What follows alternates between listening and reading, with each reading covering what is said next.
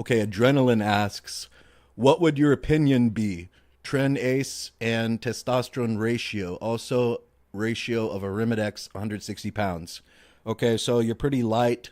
Um, I'm not going to discuss that or judge it. I'm just going to answer your question. Um, Testosterone and Tren ratio. Most of this kind of stuff is just internet stuff. Internet stuff made up by people who have no idea what they're doing. They're guys who they just like to talk on the internet. So they make up this weird stuff like ratio stuff. Okay, the more steroids you take, the more stronger your cycle is going to be. So just in general, when people say like, oh, there has to be some magic ratio, that's not true. It's just more steroids equals more muscle and less fat in general. And, that's why IFBB pros take dosages, above 10,000 milligrams per week, because well, not all of them do that, but, quite a few of them do. And that's because more is always better when it comes to steroids and growing muscle and burning fat. It's definitely very unhealthy. So when you say Tren-Ace testosterone ratio, well, the more Trenbolone you take, the more effective your cycle is going to be. And the more testosterone you take, the more effective your cycle is going to be. So generally, you want to run the dosage of testosterone that is going to be the dosage of testosterone that you like. So if you have experience running testosterone, for me, that would be like anywhere between 500 milligrams to 1,000 milligrams of testosterone per week. And then I would run the amount of Trenbolone that I could tolerate, which is 0. So that's why I don't run Trenbolone anymore. I had my time with that and decided I didn't want it in my life anymore. But, generally I can tolerate 100 milligrams of Trenbolone acetate every other day. And that will be a dosage that, I can tolerate. If I used that, I don't like it, but I could tolerate that. So I would use that dosage of Trenbolone that I could tolerate with the dosage of testosterone that I like to use. Now, some people say, oh, well, you're going to get a lot of side effects, and if you take less testosterone, you're not going to get a lot of side effects.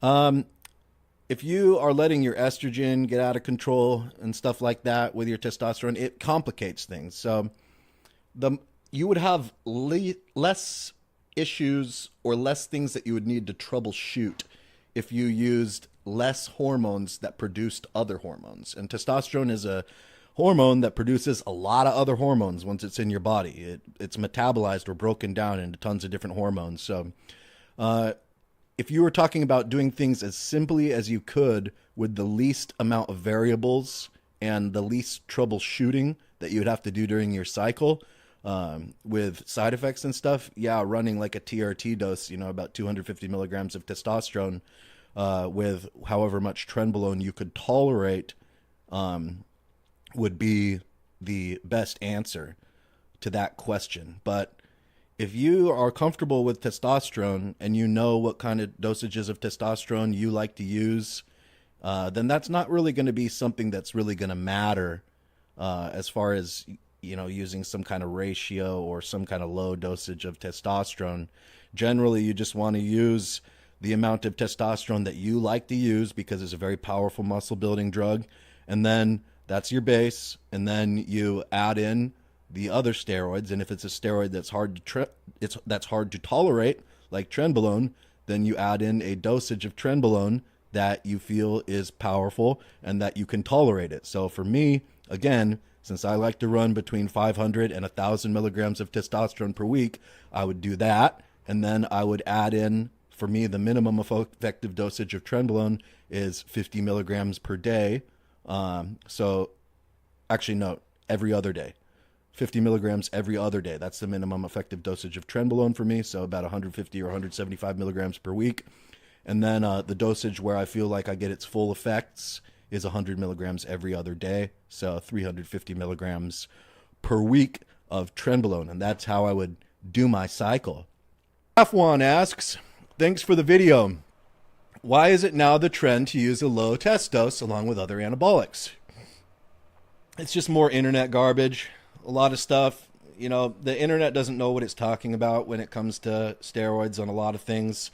You read like there's these like you said, trends or ways of thinking on the internet that like say like this is the way it is and there's no other way, and it's sort of like a group think that is people just they haven't even used steroids. They just repeat what they've heard other people write and they've seen people read on forums and stuff. Then they repeat this own thing, and it's like a parrot like playing telephone or something. So no, low testosterone is for people that they can't handle side effects from testosterone. So some side effects from testosterone that some people might get would be like promiscuity impulses for promiscuity when they are in a relationship, and that might bother them. Another one would be acne if they're really susceptible to dihydrotestosterone induced acne, since testosterone metabolizes down into dihydrotestosterone. And then the other thing would be estrogen, but you can largely take care of estrogen side effects with aromatase inhibitors. However, some people are bothered more by estrogen side effects than others because the amount of aromatase enzyme that you produce is very individual. So that's why you can't say something like, oh, take 500 milligrams of testosterone and 2 Arimidex tablets of 1 milligram per week and you're good. One guy might be good on that, but then another guy on that same dosage of testosterone may have to take 7 tablets per week of the Arimidex in order to make his estrogen stay down, because it all just completely depends on your own body's physiology and how much of that aromatase estrogen conversion enzyme that your body is making. So as far as the low side effects from low testosterone dose, if you don't know how to handle higher dosages of testosterone, or you can't, your body's physiology is like that, then what you could do is lower the dosage of testosterone and add in other anabolics. And there's always going to be things like that. Like, it's not going to be comfortable to run really high dosages of testosterone. Like running 2,500 milligrams of testosterone is going to cause you a lot of water retention. It's going to give you a lot of high blood pressure. It's probably going to make your estrogen levels be going up and down every day. When you take your AI, and your DHT is going to be high, so you might get a swollen prostate. So those effects are going to be less on something like 1,000 milligrams of testosterone per week. So a way to have less side effects would be to use the minimum dosage or the maximum testosterone dosage that you can use without getting side effects, because it's a very powerful muscle builder and it's very synergistic with every other steroid. And then you add, when you've reached that dosage of testosterone that that it's the maximum dosage that you can use personally without getting a lot of side effects, then you add in other anabolics, which is other like man-made steroids that don't give you those side effects, that are going to help you have more milligrams of muscle building anabolic steroids in your blood, and help you to be able to be on more milligrams of steroids per week. So if you could only handle 1,000 milligrams of testosterone per week comfortably, but you wanted to have the muscle building effects, of 2,000 milligrams of steroids per week, then, you'd fill up, maybe another 600 milligrams with primobolan per week and another 400 milligrams with Winstrol per week. Then you could still be taking 2,000 milligrams of steroids per week, but it wouldn't have to be all testosterone. It could be other things to keep your side effects down. So it all depends on how sensitive you are to testosterone side effects. Guys who say, I want to use low dose testosterone and this is the way to do it with other anabolics, that started with guys who had really bad, unbearable side effects with testosterone. And so then they're trying to find other ways around it, and that works for them. But that's not the average guy. The average guy doesn't need to do it that way, and the average guy doesn't have crazy side effects from testosterone. Those guys who need to do it like that are the exceptions. And if you're doing it like that, you're actually shortchanging yourself, because testosterone is so synergistic with every other steroid, and it's so good at putting long-term muscle on your body. So you should always be using, when you want to gain muscle, you should use the maximum dosage of testosterone that you can use without having high side effects, and then try to add in other anabolics to be on more milligrams if you want more muscle building power. That's the best way to do it.